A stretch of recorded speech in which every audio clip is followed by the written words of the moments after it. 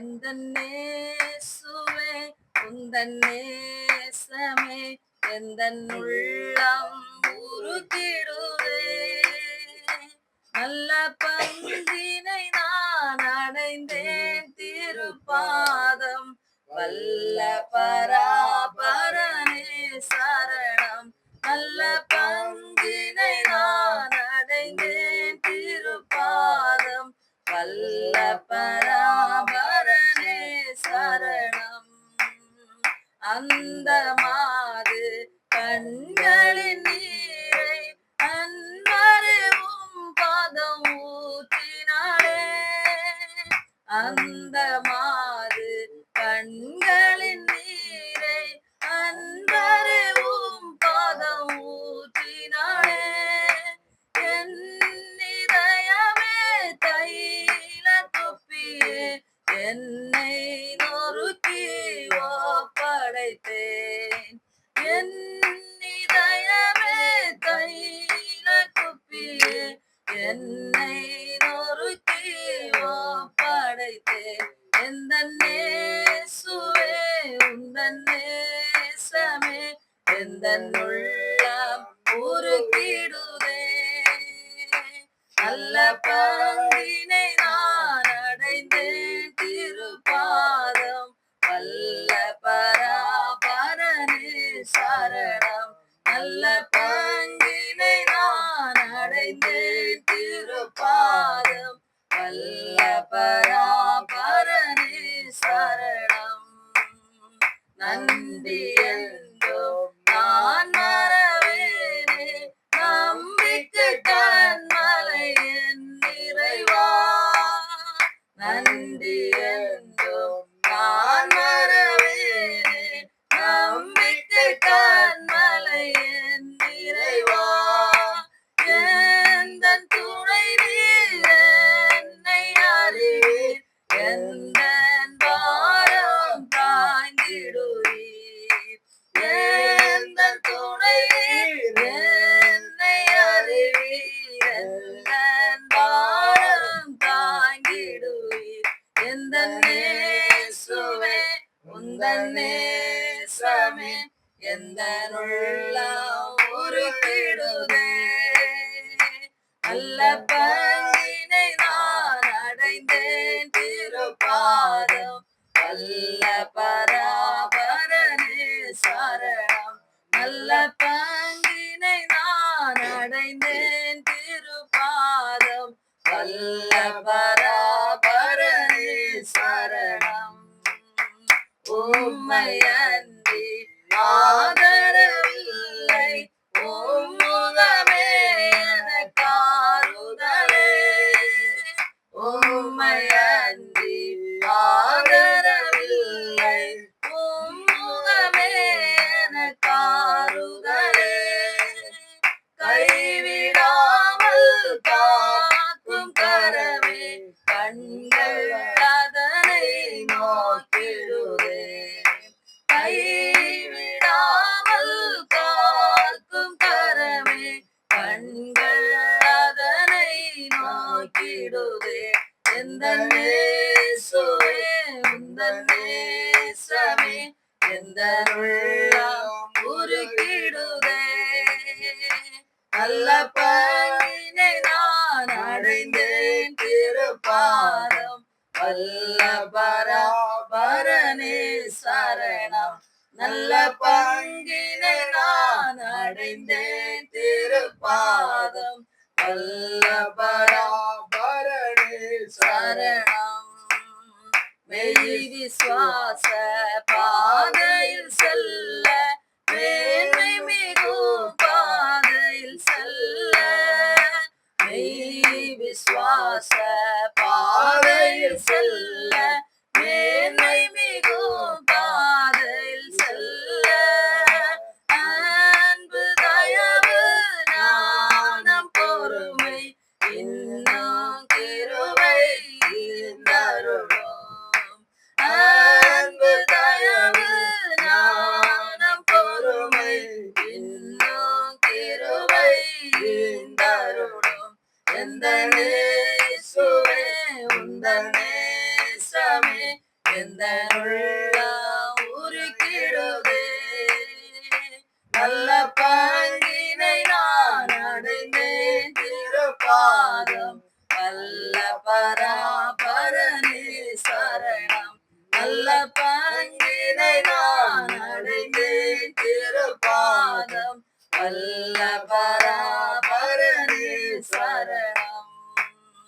கேட்டதெல்லாம் அன்புடன் நீந்தி கோப்பிடும் வேளை செவி சாய்த்து. கேட்டதெல்லாம் அன்புடன் நீந்தி கோப்பிடும் வேளை செவி சாய்த்து. இந்த உதவி என்று மறவே இன்ப துதிகள் எடுப்பேன். இந்த உதவி என்று மறவே இன்ப துதிகள் எடுப்பேன்.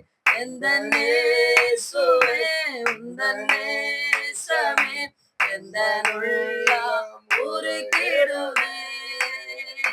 நல்ல பங்கினை நான் அடைந்தேன் திருப்பாதம், வல்ல பராபரனே சரணம். நல்ல பங்கினை நான் அடைந்தேன் திருப்பாதம், வல்ல பராபரனே சரணம்.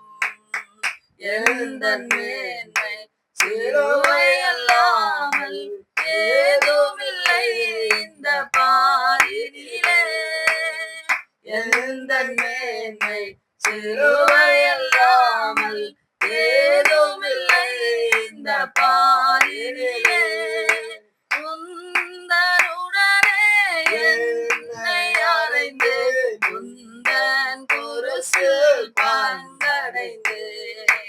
உந்தனுடனே என்னை அறைந்து உந்தன் குருசில் பங்கடைந்தேன்.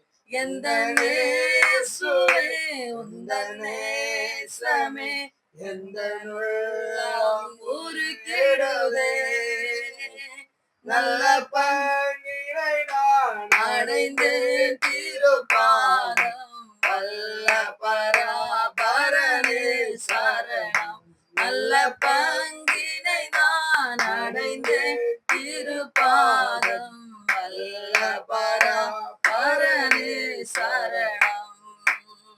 லக்கை நோக்கி ஓடுகின்றேனே, லாபமும் நஷ்டமென்று உணர்கிறேன்.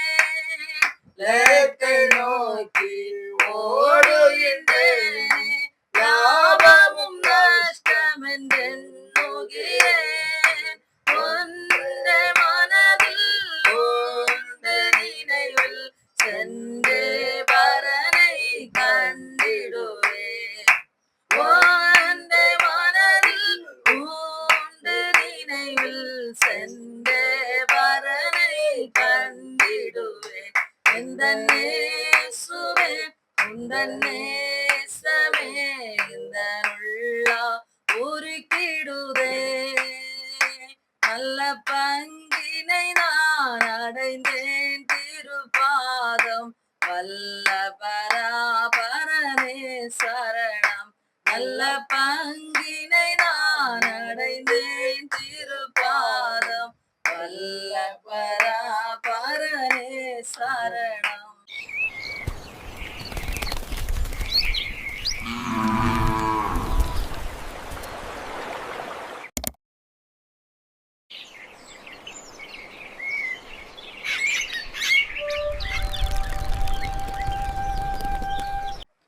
காலை வேளையில உங்கள் யாவரையும் இந்த வீடியோவிலே பார்ப்பதில் மிக்க மகிழ்ச்சி அடைகிறேன்.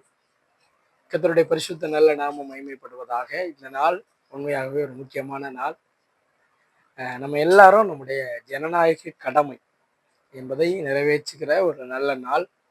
அதனாலே இந்த காலை வேளையில நீங்கள் யாவரும் ஆயத்தமாகி உங்களுடைய உரிமைகளை, உங்களுடைய ஓட்டுக்களை ஓட்டுச்சாவடியிலே போய் உங்களுடைய ஓட்டுக்களை பதிவிட உங்கள் அன்பாய் கேட்கிறேன். யாரும் ஓட்டு போடாமல் இருக்காதீங்க. எல்லாரும் போய் உங்களுடைய உரிமைகளை இந்த ஒரு நாளிலே நிறைவேற்ற உங்கள் யாவரையும் நான் கேட்கிறேன். தொடர்ந்து கர்த்தர் உங்களை ஆசீர்வதிப்பாராக. நல்ல கவனிங்க. இந்த காலை விசுவாச தியானம் இந்த நாளிலே கர்த்தர் உங்களோடு கூட பேசுகிற நல்ல வார்த்தையை எடுத்தவர்கள் வாசிக்கலாம். லூக்கா சுவிசேஷத்தின் புத்தகம் 5ஆம் அதிகாரம் 5வது இறை வார்த்தையை ஒரு சத்தமாய் வாசிக்க கேட்கலாம். அதற்கு சீமோன், ஐயரே, ரா முழுவதும் நாங்கள் பிரயாசப்பட்டோம், ஒன்றும் அகப்படவில்லை. ஆகிலும் வார்த்தையின்படி வலையை போடுவேன் என்றார். அல்லேலூயா. போடுகிறேன் என்றார். என்ன கேட்கிற அன்பான தெய்வ பிள்ளைகளை, இந்த விசுவாச தியானத்துல நேற்றைய தினமும் இதே வார்த்தையை குறித்து தான் தியானித்தோம். நல்லா கவனிங்க. பேதுருவை பார்த்து ரொம்ப அழகா கர்த்தர் சொன்னார், நான் நேற்றைய தினம் உங்களை எப்படியா சொன்னேன், உங்களை தேடி வருகிற ஒருவர் இருக்கிறார். அவர் இழந்து போனதை, நீங்கள் இழந்ததை உங்களுக்கு மறுபடியுமாய் கொடுத்து உங்களை தேடி வந்து உங்களை ஆசீர்வதிக்கிற ஒரு சர்வ வல்லமையுள்ள தேவன் நமக்கு இருக்க நாம் ஏன் கலங்க வேண்டும் என்பதை குறித்து நேற்றைய விசுவாச தியானத்திலே பார்த்தோம். இன்றைய விசுவாச தியானத்திலே நாம் அதை தொடர்ச்சியாக சிந்திக்க போகிறோம். இந்த வசனம் லூக்கா 5:5 சொல்லப்பட்டிருக்கிறது, நாங்கள் ரா முழுவதும் பிரயாசப்பட்டும் ஒன்றும் அகப்படவில்லை, ஆயினும் உம்முடைய வார்த்தையின்படி நாங்கள் வலையை போடுகிறோம். என்ன கேட்கிற அன்பான தெய்வ பிள்ளைகளை, நல்லா கவனிங்க. இங்க பேதுரு ஒரு வார்த்தையை ரொம்ப ஆழமாய் சொல்லுகிறான், நாங்கள் உங்க வார்த்தையை நம்புகிறோம்.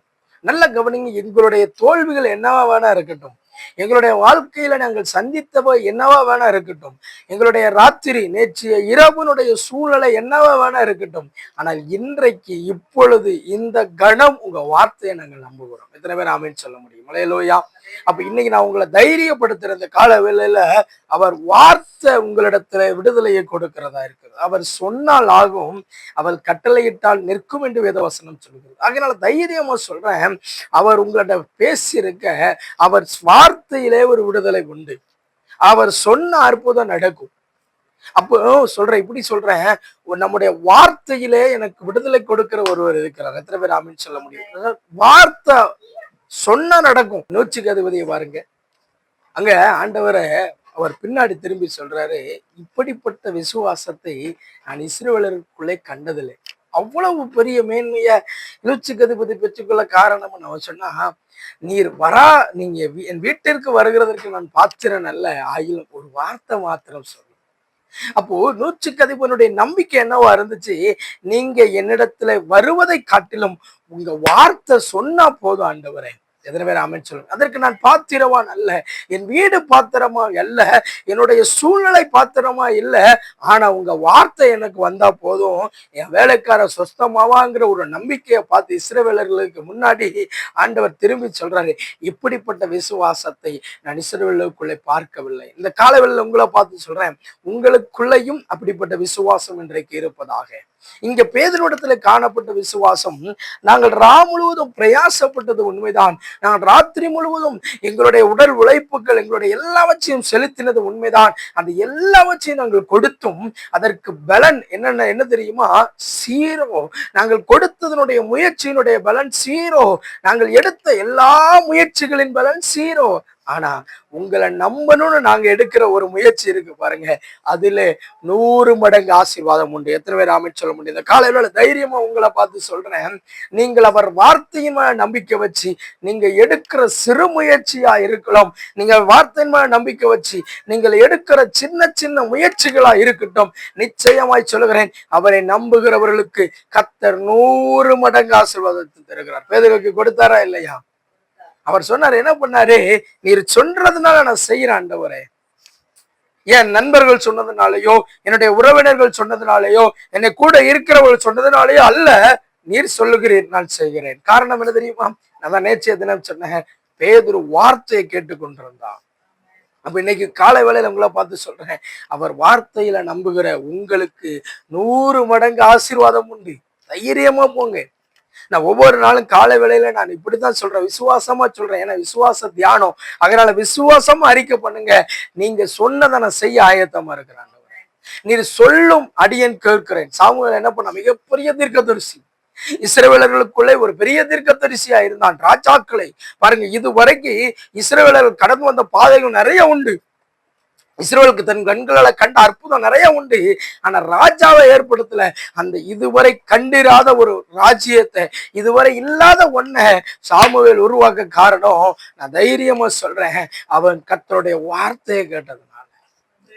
அவன் தூங்கிக்கிட்டு இருந்தா என்ன, வேலை பார்த்து கொண்டிருந்தால் என்ன, நீங்கள் பிரயாணப்பட்டு கொண்டிருந்தால் என்ன, நீங்க என்ன வேணா இருக்கலாம், உங்களுடைய சூழ்நிலைகள் தோல்வியா இருக்கலாம், வெறுமையா இருக்கலாம், அவமானம் இருக்கலாம், நிந்தையா இருக்கலாம், அவர் வார்த்தையை கேட்க தைரியமா போங்க. வார்த்தையில ஒரு விசுவாசத்தை வைங்க.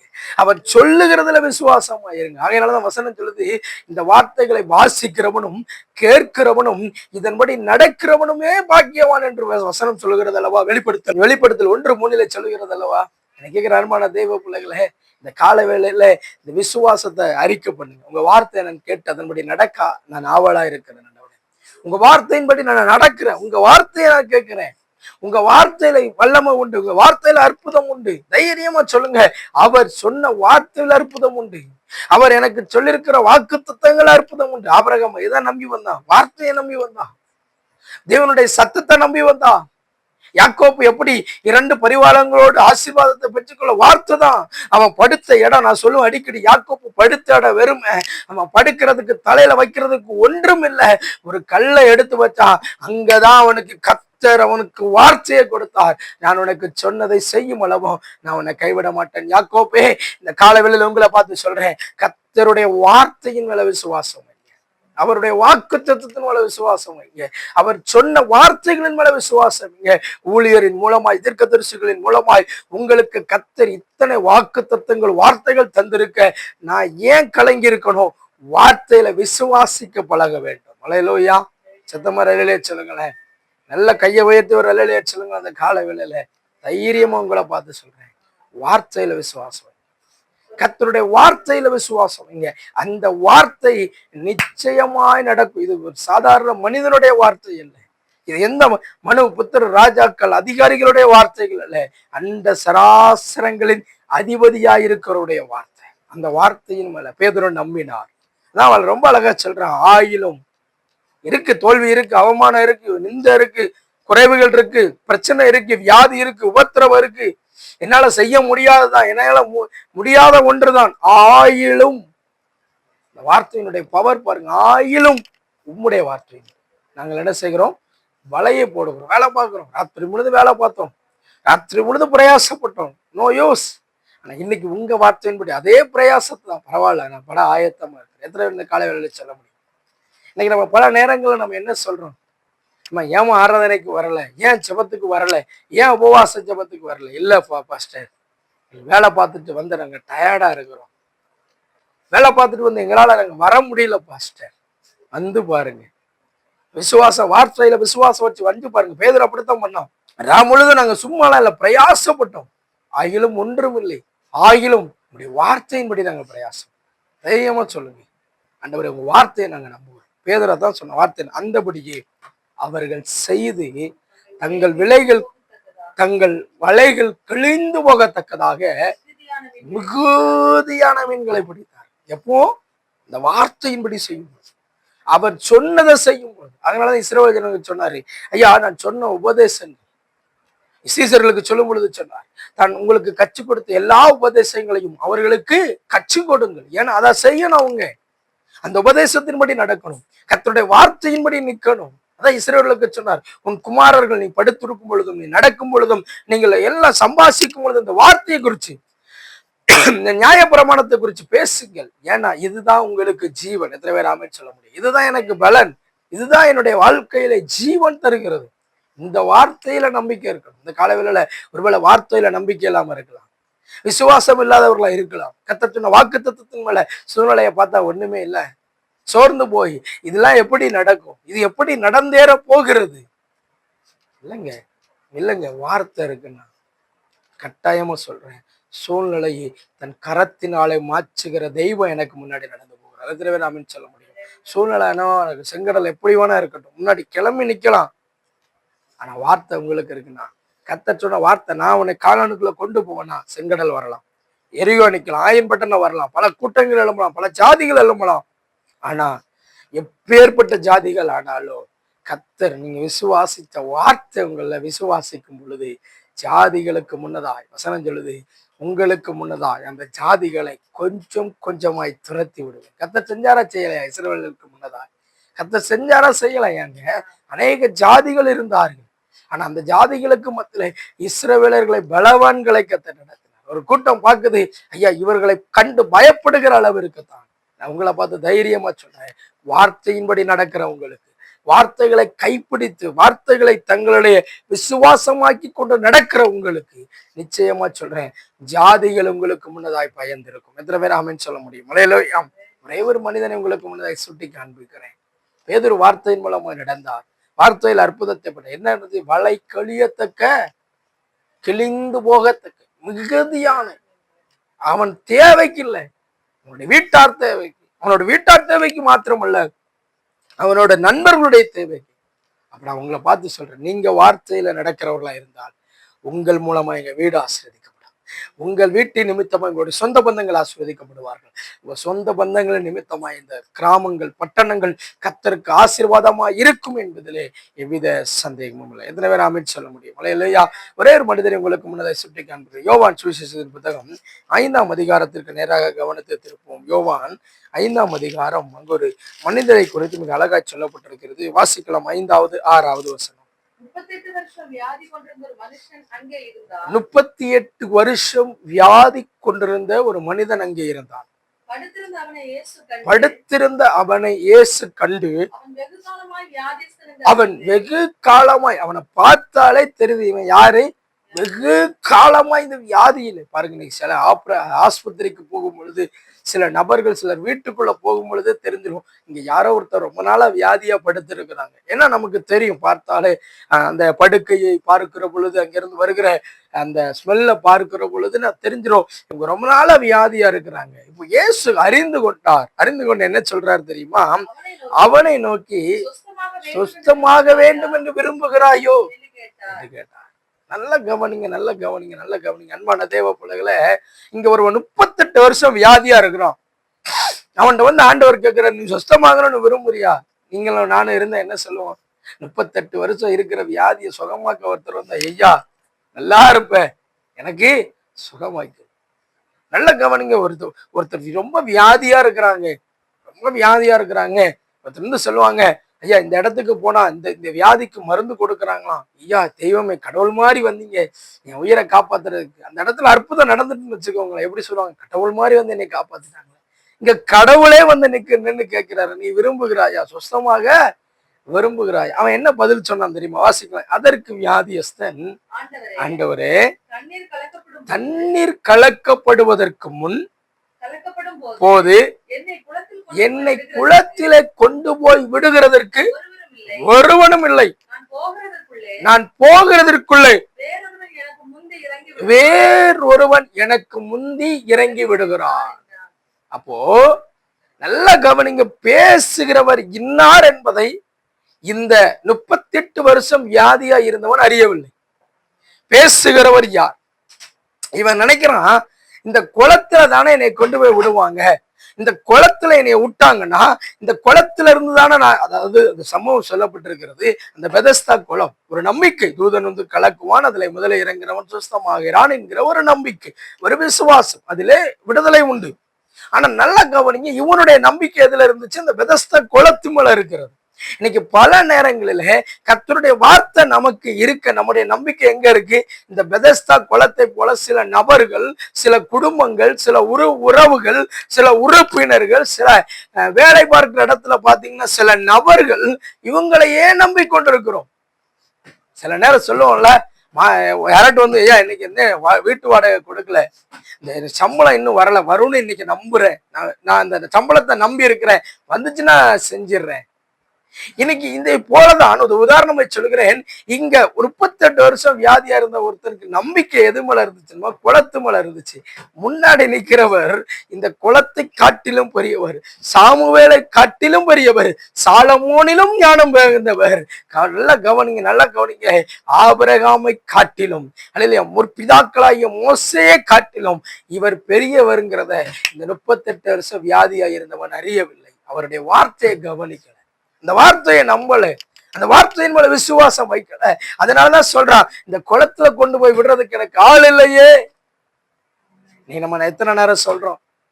நான் சொல்றேன், உங்களுக்கு கர்த்தருடைய வார்த்தை இருக்கு. ஏன் வார்த்தையை நம்ப முடியல? சூழ்நிலையை பார்த்தா முடியல, நெருக்கத்தை பார்த்தா முடியல. சில முடியாமைகளை பார்க்கிற பொழுது ஐயையோ என்ற சத்தம் தான் வருது. நல்ல கவனிங்க. இந்த 38 வருஷம் வியாதி, அவனுடைய நம்பிக்கை குளத்து மேல இருந்துச்சு. நல்லா கவனிங்க. 8வது வசனம், இயேசு அவனை நோக்கி, எழுந்திரு, உன் படுக்கையை எடுத்துக்கொண்டு நட என்றார். உடனே அந்த மனுஷன் சொன்ன வார்த்தை சொஸ்தமாகி அவன் படுக்கையை எடுத்துக்கொண்டு நடந்து போனான். நல்லா கவனிங்க, என்ன கேட்கிற தேவ பிள்ளைகளே, கர்த்தருடைய வார்த்தையில வல்லமை உண்டு. இங்க கர்த்தர் சொன்ன ஒரே ஒரு வார்த்தை என்ன? படுக்கையை எடுத்துக்கொண்டு நட. வசனம் சொல்லுது, உடனே அவன் சுஸ்தமான. அப்ப நான் தைரியமா சொல்றேன், வார்த்தையில ஒரு விடுதலை இருக்கு. அப்ப இந்த கால வேளையில உங்களுக்கு முன்னதான் வார்த்தை இருக்கு, வசனம் இருக்கு. அந்த வசனத்தை விசுவாசிச்சு கடந்து போங்க. உங்கள் விசுவாசத்திற்கு பலன் உண்டு. எத்தனை பேர் ஆமென் சொல்ல முடியும்? உங்கள் விசுவாசத்துக்கு பலன் உண்டு. அதனாலதான் ஆண்டவர் சொன்னாரு, இந்த ஒருவன் சிறிதளவு கடுகு விதையளவு விசுவாசம் உள்ளவனாய் இந்த மலையை பெயர்ந்து போய் நடுசமுத்திரத்துல விழுனா விழும். சொல்லி பாருங்கன்னா நம்ம பல இடங்கள்ல அந்த விசுவாசத்தை குறித்து பேசும்போது இந்த சம்பவத்தை சொல்லாம போகவே முடியாது. பல நேரங்கள்ல சொல்லுவோம். பாருங்க, ஒரு இடத்துல மழை வரணும், நம்ம கிராமத்துக்கு நல்லா மழை வரணும் அப்படின்னு சொல்லி நம்ம தெய்வத்தினிடத்துல மன்றாடுவோம், ஜெபம் பண்ணுவோம். வாங்க எல்லாரும் சேர்ந்து நம்ம விசுவாசிச்சு அவர் ஒருத்தர் மேல நம்பிக்கை வச்சு, ஆண்டவர் எங்களுக்கு மழை தாரும்னு ஜெபம் பண்ணுவோம் அப்படின்னு சொல்லி ஒரு தீர்மானம் போட்டாங்களாம். தீர்மானம் போடுகிற பொழுது எல்லாரும் ஓகே தீர்மானம் பண்ணி எங்க இடத்துல கூடும் பொழுது ஒரே ஒரு சின்ன குழந்தை அந்த இடத்துல ஒரு கொடையோட வந்துச்சான். என்ன கேட்கிற அன்பான தேவ பிள்ளைகளை, ஒரு விசுவாசம் தான். ஏன்னா நான் ஜெபிச்சா மழை வரும், நான் வீட்டுக்கு நினைஞ்சிட்டே போக கூடாதுங்கிற கூட அதான் விசுவாசங்க. நீங்க நம்முடைய விசுவாசம் எப்படி இருக்கு? கொஞ்சம் சிந்திச்சு பாருங்க. நம்முடைய விசுவாசம் எப்படி இருக்கு? நடந்தா விசுவாசம், கண்டால் விசுவாசம். ஆனா கண்டு விசுவாசிக்கிற விட காணாமல் விசுவாசிக்கிற நீங்களும் நானும் பாக்கியவான் என்று கர்த்தர் சொல்றார். அதனால இந்த கால வேளையில தைரியமா உங்களை பார்த்து சொல்றேன். இந்த கால வேளையில தைரியமா உங்களை பார்த்து இந்த விசுவாச வார்த்தையில தைரியமா சொல்றேன். அவர் வார்த்தையில விசுவாசம், அந்த வார்த்தையை நம்புங்க. கர்த்தருடைய வார்த்தையை நம்புங்க. கர்த்தருடைய வசனத்தின் மேல விசுவாசம் வைங்க. கர்த்தர் சொன்ன வாக்குத்தத்தத்தின் மேல விசுவாசம். உங்களுக்கு நிறைய வாக்குத்தத்தம் இருக்கு. கர்த்தர் உங்களுக்கு ஆண்டுதோறும் வாக்குத்தத்தம் தருகிறார். சில இடத்துல மாதந்தோறும் வாக்குத்தத்தங்கள் பாருங்க. இந்த வாக்குத்தத்தத்தை வைத்து நீங்க விசுவாசமா ஜெபியுங்க. விசுவாசமா அந்த வார்த்தையை நம்புங்க. பேதுரு நம்பினார். பாருங்க, இந்த மனிதனுடைய வாழ்க்கையிலையோ ஒருவேளை இவனுடைய நம்பிக்கை குளமா இருக்கலாம், ஆனா வார்த்தையில வல்லமை உண்டு என்பதை தேவன் அந்த 38 வருஷம் வியாதியா இருந்தவனுக்கு நிரூபித்து காண்பித்தார். அதே தேவன் இன்னைக்கு சொல்றாரு, உங்களை பார்த்து வார்த்தையில விசுவாசம் உள்ளவர்களா இருப்பீர்கள். ஆனால் 38 வருஷம் இல்ல, 20 வருஷம் அல்ல, 18 வருஷம் அல்ல, 12 வருஷம் அல்ல, நீங்கள் எவ்வளவு பெரிய இக்கட்டின் நெருக்கத்துல இருந்தாலும் வார்த்தையில விசுவாசம் வைங்க. நிச்சயமா உங்க வாழ்க்கையில அற்புதம் நடக்கும். எத்தனை பேர் ஆமென் சொல்ல முடியும்? அல்லேலூயா. அப்ப நான் எப்படி சொல்றேன், கர்த்தருடைய வார்த்தையின் மேல விசுவாசம் வைக்கிறவர்களா இந்த கால வேளையில நீங்கள் எதையெல்லாம் செய்கிறீர்களோ, எதையெல்லாம் நம்புகிறீர்களோ, எதையெல்லாம் விசுவாசிக்கிறீர்களோ, அது எல்லாம் உங்க வீட்டிலே, உங்களுடைய வேலை ஸ்தலத்துல, உங்களுடைய சகல ஆசீர்வாதத்துல வரும் என்பதிலே எவ்வித சந்தேகம் இல்லை. கண்களை மூடி ஜெபிக்கலாமா? பரிசுத்தம் நிறைந்த நல்ல ஆண்டவரே, நல்ல இயேசுவே, இந்த நல்ல நாளுக்காக நன்றி செலுத்துகிறோம். கர்த்தாவே, நாங்கள் முழுவதும் பிரயாசப்பட்டு ஒண்ணும் இல்லை, ஆயினும் உடைய வார்த்தையின்படி வளையப்படுகிறோம். உடைய வார்த்தையை நம்புகிறோம். நீர் எங்களுக்கு சொன்ன வாக்குத்தத்தங்களை நம்புகிறோம். எங்களோடு கூட பேசியிருக்கிற நல்ல வார்த்தைகளை நம்புகிறோம். ஒருவேளை எங்களிடத்துல நம்பிக்கை குறைவா இருக்கும், ஆனா இந்த காலை வேளையில, இந்த காலை விசுவாச தியானத்துல எங்களோடு கூட கர்த்தர் பேசுவீராக. தொடர்ந்து உங்க கிருபை இருக்கட்டும். ஆசீர்வதியும் இயேசுவின் நாமத்தின் பிதாவே, ஆமென். அல்லேலூயா. சதமரலே சொல்லலாமா? கர்த்தர் உங்களை ஆசீர்வதிப்பார். தொடர்ந்து நான் மீண்டும் உங்களை ஞாபகப்படுத்துகிறேன், இந்த நாள் ஜனநாயகத்தின் கடமையை நிறைவேற்றுகிற நாள்.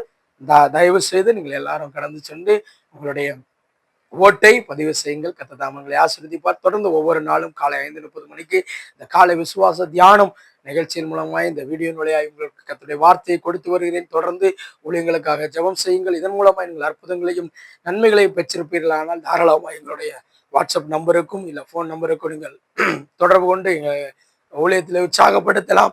தொடர்ந்து உங்களுக்கு ஏதாவது ஜெப குறிப்பு இருக்குமானால் தாராளமாக என்னுடைய வாட்ஸ்அப் நம்பருக்கும் இந்த ஃபோன் காலுக்கும் நீங்கள் ஃபோன் செய்து ஜெபிக்கலாம். கர்த்தர் உங்களுக்கு நிச்சயமா அற்புதம் செய்வார். எந்த சந்தேகமும் இல்லை. தொடர்ந்து வெள்ளிக்கிழமை தோறும் மாலை 6:30 மணிக்கு நம்முடைய பாஸ்டர்மா ஊழியக்காரமா கர்த்தருடைய வார்த்தை கொடுக்கிறார்கள். அந்த வார்த்தையில இணைந்திருங்க.